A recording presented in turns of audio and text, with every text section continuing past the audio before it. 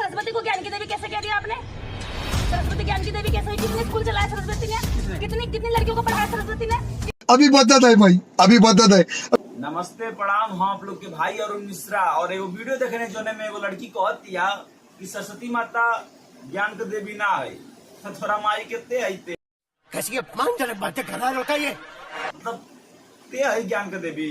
देख हमके बोले के ना चाहिए, लेकिन बहुत कुछ हम बोल देवे वीडियो में, लेकिन बोलना चाहता नहीं। पहले हम भैया लोगों ने आप लोग की एक क्लिप दिखाई, फिर एक जनी को और क्लिप दिखाना चाहता नहीं। और सरस्वती को ज्ञान की देवी कैसे कह दिया आपने? सरस्वती ज्ञान की देवी कैसे हुई? कितने स्कूल चलाया सरस्वती ने? कितनी लड़कियों को पढ़ाया सरस्वती ने? कितने स्कूलों की स्थापना भारत में की सरस्वती ने? कितने देश के अंदर लोगों को शिक्षित किया सरस्वती ने? एक भी नहीं। यही नहीं, अभी और सुनिए। मुझे बताइए कितना किया? तो कैसे ज्ञान की देवी सरस्वती हुई? माता सावित्री फूले ने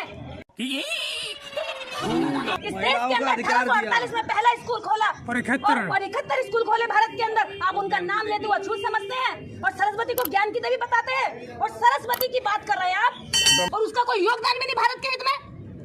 वाह, मतलब कि जो बोला तड़ी सही बा। और हाँ, मतलब बाकी हिंदू के जितना भी देवी देवता बाड़े सब गलत बाड़े। देख हम तो के लास्ट बार समझा देता नहीं कि हिंदू के देवी देवता पे अगर सवाल उठाई भी, हम तो माई मतलब हम बहुत कुछ बोलत बोल दे रही था, हमके माफ करिए लोगन, लेकिन हिंदू के देवी देवता पे सवाल मत उठाओ। और तोर जवाब एगो हमारा छोट भाई बा, उम्र में तो छोटा है, लेकिन तुम्हारा जवाब बहुत अच्छी तरह से देगा।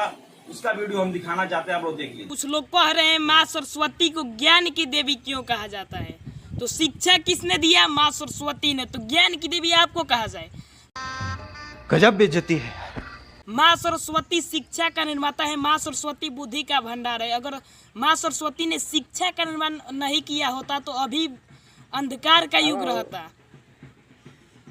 मानते हैं कि अपने शिक्षा को फैलाने में सहयोग किया है, स्कूल कॉलेज बनवाया है, तो शिक्षा का निर्माण तो माँ सरस्वती ने किया है। आप स्कूल और कॉलेज बनवा कर क्या करते जब शिक्षा ही नहीं होता?